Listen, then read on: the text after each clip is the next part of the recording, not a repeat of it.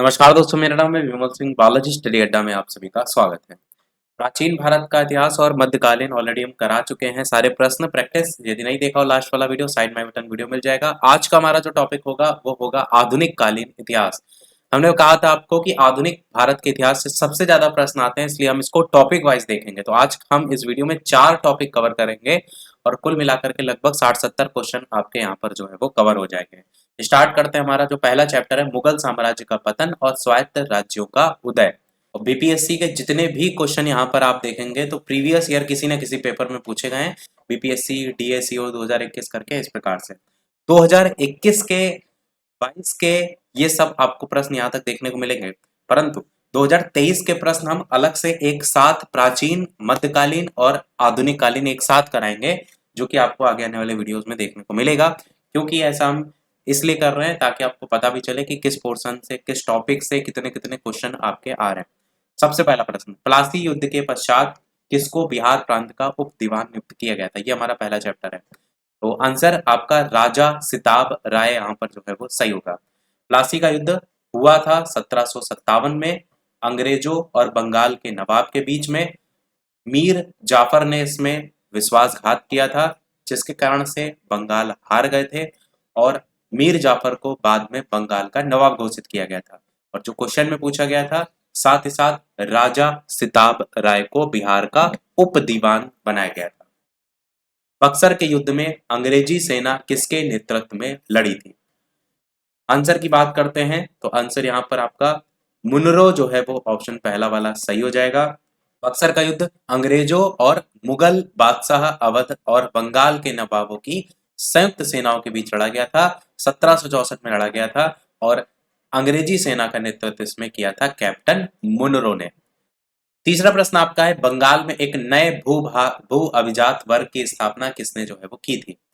मुर्शीद कुली खां, मीर जाफर, मीर कासिम शाह आलम। तो बंगाल में जो था वो मुर्शीद कुली खां सही हो जाएगा, जिसने नए भू अभिजात वर्ग की स्थापना की थी और इसी ने बंगाल में इजारेदारी प्रणाली की शुरुआत भी जो है वो की थी।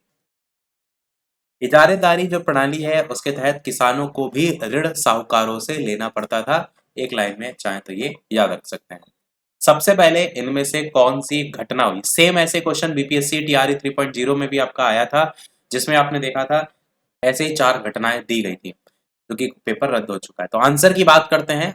सबसे पहले इसमें घटना जो आपकी हुई है वो नादिर शाह वाली है। नादिर शाह जो है उसने 1739 ईस्वी में भारत पर आक्रमण किया था और इसमें इसने दिल्ली को लूटा था।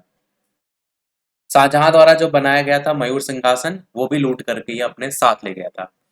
दूसरी जो नंबर पर घटना आएगी वो आपकी आएगी प्लासी का युद्ध, जो कि हुआ था 23 जून 1757 को बंगाल के नवाब सिराजुद्दौला और रॉबर्ट क्लाइव के नेतृत्व वाली ईस्ट इंडिया कंपनी की सेना के बीच में।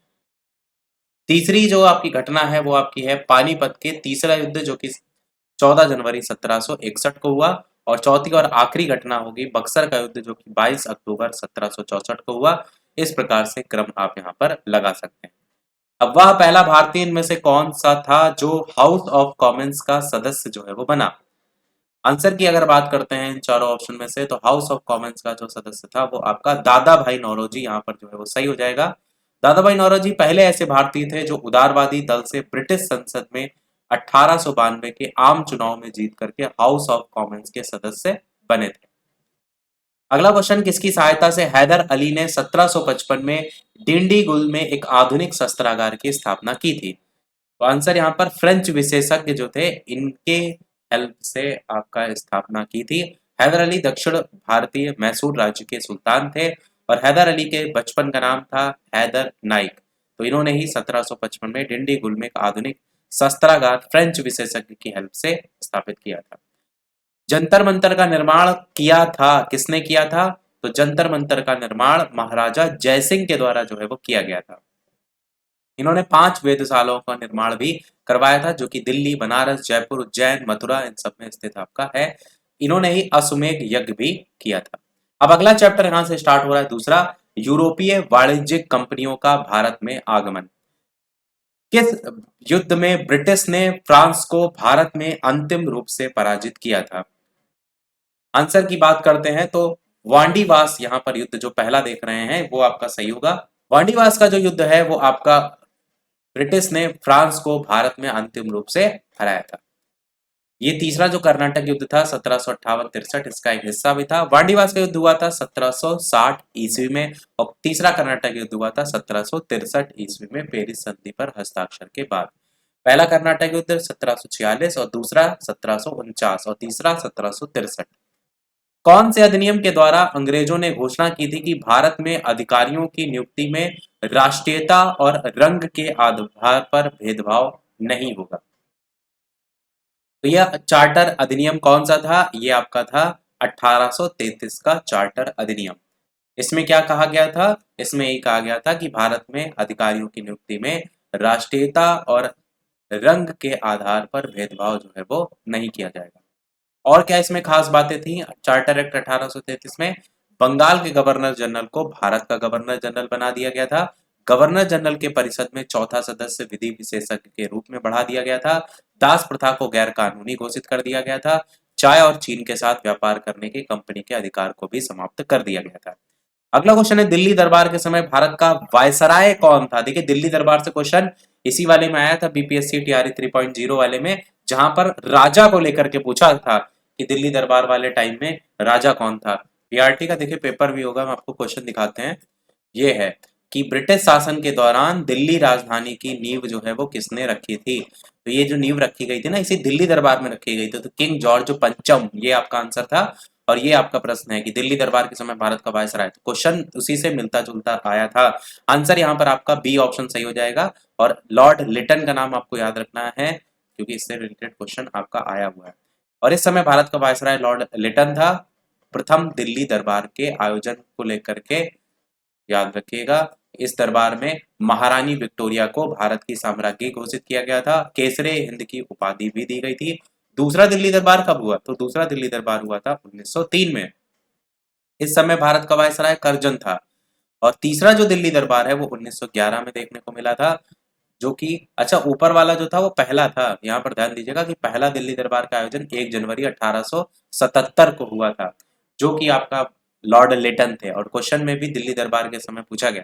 तो पहले वाले में लॉर्ड लिटन थे, दूसरे वाले में लॉर्ड कर्जन और तीसरे वाले में आप देखेंगे तो लॉर्ड हॉर्डिंग द्वितीय, 1910 से 16 के बीच। तो ये जो पेपर में आपके आया था वो तीसरे वाले से दिल्ली दरबार से क्वेश्चन आया था। इस दरबार में ही बंगाल विभाजन को रद्द करने को लेकर के और भारत की राजधानी को कलकत्ता से दिल्ली स्थानांतरित करने की घोषणा की गई थी। और आपके पेपर में दिल्ली राजधानी की नींव देखिए, यही बात यहाँ पर रखी गई है। तो कौन था? जॉर्ज पंचम करके नाम यहाँ पर याद रखिएगा। अगला क्वेश्चन देखते हैं, भारत में ब्रिटिश साम्राज्य का संस्थापक इनमें से कौन? तो आंसर आपकी बात करते हैं, आंसर आपका हो जाएगा लॉर्ड क्लाइव। ब्रिटिश साम्राज्य का संस्थापक लॉर्ड क्लाइव था। भारत में ब्रिटिश साम्राज्य का संस्थापक रॉबर्ट क्लाइव को माना जाता है। भारत में ब्रिटिश शासन की जो स्थापना है उसका मार्ग 1757 ईस्वी में क्लाइव के नेतृत्व में लड़े गए प्लासी के युद्ध से खुल गया था।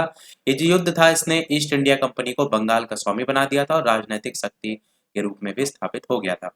अगला क्वेश्चन है 1760 का वांडीवास का युद्ध, अभी हमने ऊपर बात की थी।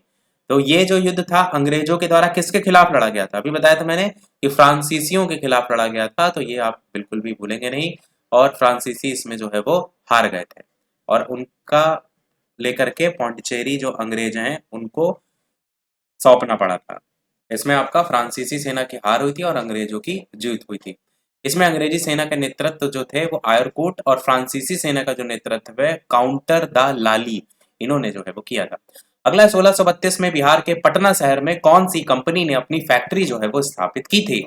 अच्छा क्वेश्चन है, ब्रिटिश या डच या पुर्तगाली या फ्रेंच? आंसर आपका यहाँ पर डच ईस्ट इंडिया कंपनी सही होगा। क्वेश्चन पूछा गया था 2020 में। Dutch East India Company Netherland की एक व्यापारिक कंपनी थी जिसकी भारत में स्थापना 1602 में हुई थी और कंपनी ने 1632 में बिहार के पटना शहर में अपनी फैक्ट्री स्थापित की थी। पुर्तगालियों की पहली फैक्ट्री भारत में कहां पर स्थापित हुई थी? सूरत, गोवा, कालीकट या चंदन नगर? आंसर आपका यहाँ पर इनमें से एक से अधिक या इनमें से कोई नहीं होगा। क्यों इनमें से कोई नहीं होगा? क्योंकि ये फैक्ट्री आपका कोचीन में 1503 में स्थापित हुई थी। इसके बाद कन्नूर, फिर गोवा, दमन, दीव, हुगली, इन सभी में आपको देखने को मिला। इनमें से एक से अधिक भी आपका हो सकता है।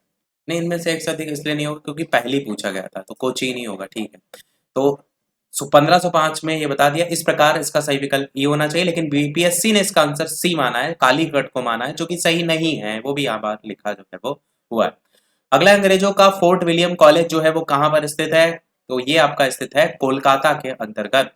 बंगाल के सूबेदार अजीम उस खान ने 1698 में अंग्रेजों को सुल्तानती, कलिकाता, गोविंदपुर और ये सब 3 गांव थे, इसकी जमींदारी जो है वो दी थी। मेन आप यही याद रखिएगा, फोर्ट विलियम कॉलेज कोलकाता में है। ये कथा कहानी आपसे इसमें ऐसा कोई खास पॉइंट दिया नहीं गया है जो पूछा जाएगा। एक लास्ट में एक खाली पॉइंट रखा गया है, जो ये फोर्ट विलियम रखा गया था, बाद में ये पहला प्रेसिडेंसी नगर घोषित किया गया था, जिसका प्रथम प्रेसिडेंट चार्ल्स आयर था। इस बात को याद रख सकते हैं।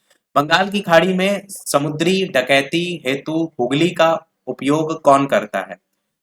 तो कौन? आंसर आपका पुर्तगाल यहाँ पर जो है वो सही होगा। पुर्तगीज जो है वो आपके बंगाल की खाड़ी में समुद्री डकैती हेतु हुगली का उपयोग जो है वो करते हैं।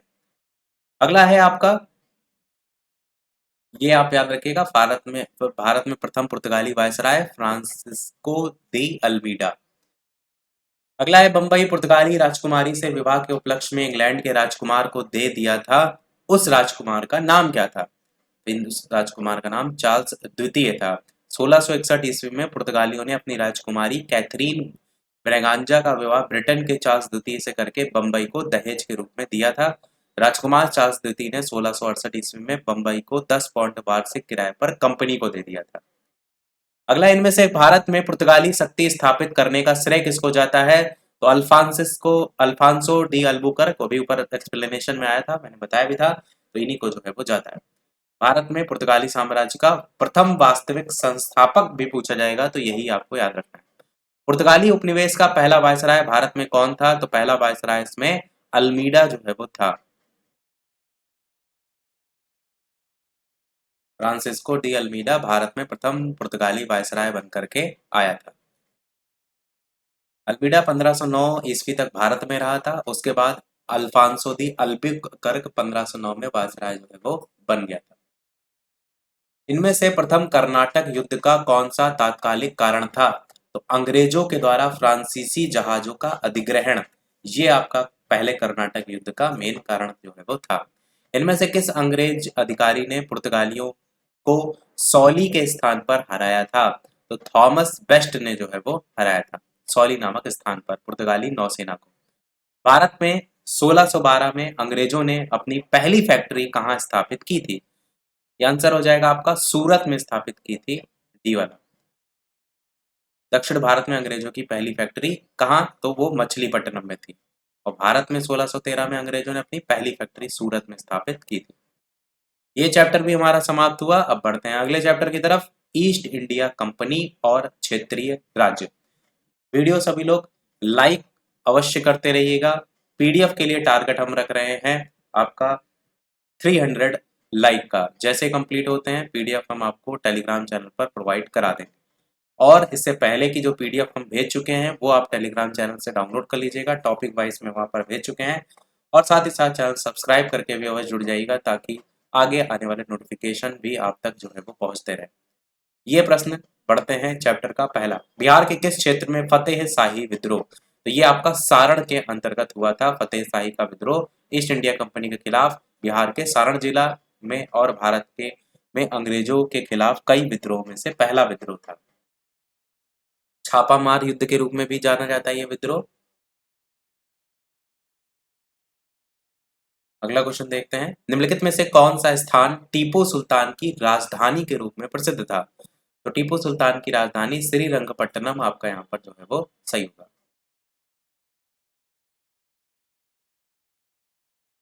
एक उपाधि भी टीपू की वीरता से प्रभावित होकर उनके पिता हैदर अली ने दी थी, उस उपाधि का नाम है शेर ए मैसूर। रणजीत सिंह ने सुप्रसिद्ध कोहिनूर हीरा प्राप्त किया था, कहाँ से प्राप्त किया था? शाहसुजा से प्राप्त किया था। अफगान अमीर था शाहसुजा, उससे जो है वो प्राप्त किया था। अगला, इनमें से बंगाल के नवाबों में से प्लासी के युद्ध में अंग्रेजों से कौन जो है वो पराजित हुआ था? तो सिराजुद्दौला बता चुके हैं। प्लास युद्ध तो देखिए सारे याद होने चाहिए, चाहे प्लासी हो, चाहे बक्सर हो, चाहे पानीपत हो। एक नए क्वेश्चन बनने के चांसेस जो है वो रहते हैं, कई बार सही मिलान के तौर पर पूछ लिया जाता है। इनमें से किसने अंग्रेजी ईस्ट इंडिया कंपनी के कंट्रोल के खिलाफ बगावत नहीं की थी? तो किसने नहीं की थी? हैदराबाद के निजाम ने जो है वो बगावत नहीं की थी।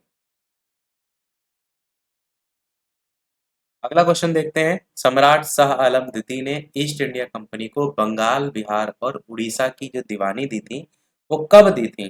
तो शाह आलम द्वितीय ने ये 12 अगस्त 1765 को जो है वो दी थी, जिसमें बंगाल, बिहार और उड़ीसा की दीवानी स्थायी रूप से अंग्रेजों को दे दी थी। इसके बदले में क्या मिला था? कंपनी सम्राट को 26 लाख रुपया देगी और निजामत के व्यय के लिए 53 लाख रुपया जो है वो देगी। तो ये तारीख, समय, शाह आलम, ये सारी बातें इसमें ध्यान रखिएगा। इलाहाबाद की संधि के बाद रॉबर्ट क्लाइव ने मुर्शिदाबाद का उप दीवान किसे जो है वो बनाया था? तो ये जो है वो मोहम्मद रजा खान को बनाया था। इलाहाबाद की संधि हुई कब थी? 1765 में। बंगाल के लिए नायब दीवान जो है वो रॉबर्ट क्लाइव ने मोहम्मद रजा खान को जो है वो बनाया था। मुर्शिदाबाद में रह कर के कार्य करता था और राजा सिताब राय को बिहार का नायब दीवान बनाया था, जो कि पटना में रह कर के कार्य करता था। अगला, इनमें से किस मुगल बादशाह को वजीर गाजुद्दीन ने दिल्ली में दाखिल नहीं होने दिया था? ये था आपका शाह आलम द्वितीय। अली गौहर शाह आलम द्वितीय के नाम से दिल्ली के सिंहासन पर बैठा था और इसी वजीर गाजुद्दीन ने दिल्ली में दाखिल नहीं होने दिया था, वही यहाँ पर पूछा गया। अगला क्वेश्चन आपका है, ये याद रखिएगा, बहादुर शाह द्वितीय अंतिम मुगल शासक था। अंग्रेजों ने श्रीरंगपट्टनम की संधि किसके साथ जो है वो की थी? तो टीपू सुल्तान के साथ जो है ये संधि की थी। लॉर्ड कॉर्नवालिस ने तीसरे आंग्ल मैसूर युद्ध के दौरान 5 फरवरी 1792 को श्रीरंगपट्टनम के किले पर अधिकार कर लिया था और विवश होकर टीपू सुल्तान को अंग्रेजों से 1792 में श्रीरंगपट्टनम की संधि जो है वो करनी पड़ी थी। एक चीज इन्होंने ये भी कही थी कॉर्नवालिस ने संधि के बाद कि हमने शत्रु को प्रभावशाली ढंग से पंगु बना दिया। अगला क्वेश्चन आपका है कि बक्सर का युद्ध लड़ा गया था 6 अक्टूबर 1764 या 10 अक्टूबर, 18 अक्टूबर, 22 अक्टूबर? तारीख आपकी यहाँ पर भी पूछी जा चुकी है बीपीएससी सांख्यिकी अधिकारी पेपर में, तो तारीख भी आपको याद होनी चाहिए। 22 अक्टूबर 1764 आपका यहाँ पर सही हो जाएगा। इसमें अंग्रेजी सेना का नेतृत्व हेक्टर मुनरो कर रहे थे और इसके नेतृत्व में पहली बार वास्तविक रूप से अंग्रेजों की विजय जो है वो हुई थी।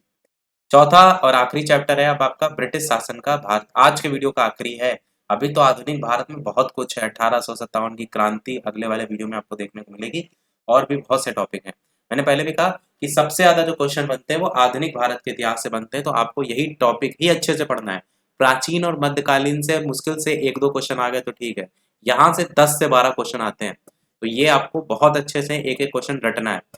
तो ब्रिटिश शासन का भारतीय अर्थव्यवस्था पर प्रभाव, ये हमारा चौथा चैप्टर है। पहला प्रश्न, किसने बंगाल में महालवाड़ी बंदोबस्त प्रणाली की शुरुआत जो है वो की थी? तो ये शुरुआत की गई थी हॉल्ट मैकेंजी के द्वारा। महालवाड़ी का जो प्रस्ताव है सबसे पहले 1819 में हॉल्ट मैकेंजी के द्वारा जो है वो लाया गया था। ये आपका व्यवस्था यूपी, एमपी, पंजाब में लागू की गई थी और ये व्यवस्था ब्रिटिश भारत के 30% भाग पर लागू थी। अगला क्वेश्चन आपका देखेंगे, इनमें से किसके द्वारा किसानों को उनकी खेती की जमीन से अलग कर दिया गया था? ये क्वेश्चन देखेंगे तो 2023 में पूछा गया था, तो 2023 के भी प्रश्न यहाँ पर शामिल हैं। वार्षिक बंदोबस्त, महलवाड़ी बंदोबस्त, स्थायी बंदोबस्त, रैयतवाड़ी बंदोबस्त? आंसर आपका यहाँ पर स्थायी बंदोबस्त जो है वो सही होगा। तो लॉर्ड कॉर्नवालिस के द्वारा 1793 में प्रारंभ की गई स्थायी बंदोबस्त व्यवस्था में भूमि जमीन का स्वामित्व जमींदारों को दे दिया गया था और किसान भूमिहीन हो गए थे, जिसके कारण किसान जमींदारों की दया पर आश्रित हो गए थे। रैयतवाड़ी व्यवस्था प्रारंभिक रूप से प्रारंभ की गई थी, कहाँ प्रारंभ की गई थी? तो ये आपका तमिलनाडु में प्रारंभ जो है वो की गई थी 1792 में और तत्कालीन गवर्नर टॉमस मुनरो के द्वारा प्रारंभ की गई थी।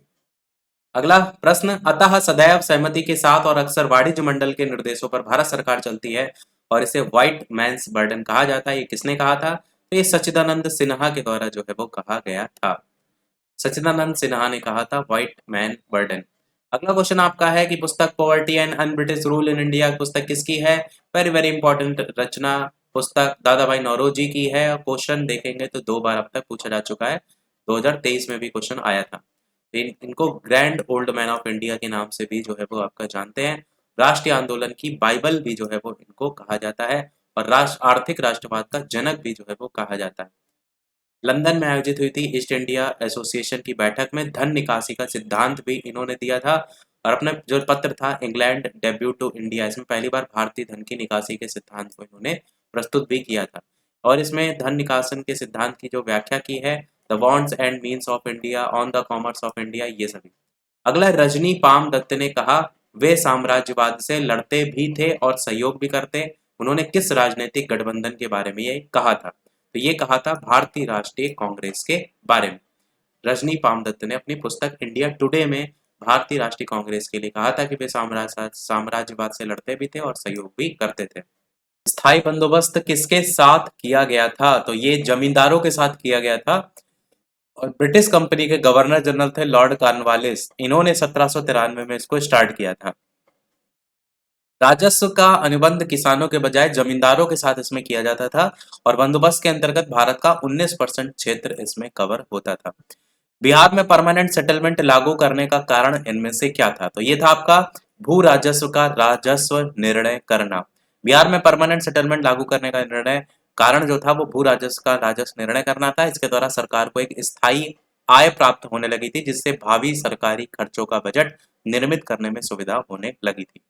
अगला है 18वीं सदी में बंगाल में वस्त्र उद्योग के पतन के लिए उत्तरदायी कारण इनमें से क्या था? तो ये कारण था आपका ब्रिटेन को निर्यात करने वाले माल पर उच्च तट कर, ज्यादा टैक्स जो है वो लगाया जाने लगा था। तो 18वीं सदी में बंगाल में वस्त्र उद्योग के पतन के कई कारण थे, जिसमें से ब्रिटेन को निर्यात करने वाले माल पर उच्च तटकर है, भारत पर मुक्त व्यापार प्रणाली को थोपना है, भारत से कच्चे माल का निर्यात है, भारतीय माल पर आते जाते समय कर है, भारतीय शिल्पियों को अपने रहस्य देने पर बाध्य करना है, लंकाशायर और मैनचेस्टर के सूती माल की प्रतिस्पर्धा है, ये सारी चीजें। अगला है poverty and un British rule in India नामक पुस्तक इनमें से किसके द्वारा लिखी गई है? तो दादा भाई नौरोजी ने ये पुस्तक जो है वो आपका लिखी है। वयोवृद्ध पुरुष भी इनको कहा जाता है, grand old man of India कहा जाता है। और इन्होंने जो पुस्तक लिखी है गुजराती भाषा में रस्त गोफ्तार साप्ताहिक पत्र को भी इनके द्वारा निकाला गया था। 1892 में फिन्सबरी क्षेत्र से पार्लियामेंट के लिए निर्वाचित हुए थे। 1886, 1893 और 1906 में इंडियन नेशनल कांग्रेस अधिवेशन की अध्यक्षता भी इनके द्वारा की गई थी। और इसी के साथ हमारे सारे प्रश्न जो है वो समाप्त हुए। अब एक प्रश्न हम आपसे पूछेंगे, जैसे कि सभी वीडियो में हम आपसे एक ना एक प्रश्न पूछते हैं, तो जो अगला टॉपिक कराएंगे उससे आपके लिए प्रश्न है। इसके अलावा वीडियो सभी लोग लाइक शेयर सब्सक्राइब अवश्य करते रहिएगा और क्वेश्चन याद जरूर करते रहिएगा, क्योंकि अभी आगे ढेर सारे क्वेश्चन कराएंगे, तो फिर आपको ऐसा ना लगे एक साथ ढेर सारे क्वेश्चन हो गए। और टॉपिक वाइज जो वीडियो करा रहे हैं उसको तो आपको रटना ही रटना है, क्योंकि वो तो हम आपके लिए ढेर सारी मेहनत कर ही रहे हैं। ये प्रश्न आपके लिए है, मार्च 1857 में मंगल पांडे ने विद्रोह का जो प्रारंभ है वो कहां पर किया था? दिल्ली, बैरकपुर, मेरठ, कानपुर? अपना आंसर वीडियो के मेन कमेंट में बताइएगा और कोई प्रश्न हो सुझाव हो तो वो भी अवश्य बताइएगा। आज के वीडियो में फिर इतना ही रखते हैं, मिलते हैं अगले वीडियो में कुछ नए प्रश्नों के साथ, नए टॉपिक के साथ। तब तक के लिए सभी को नमस्कार, जय हिंद।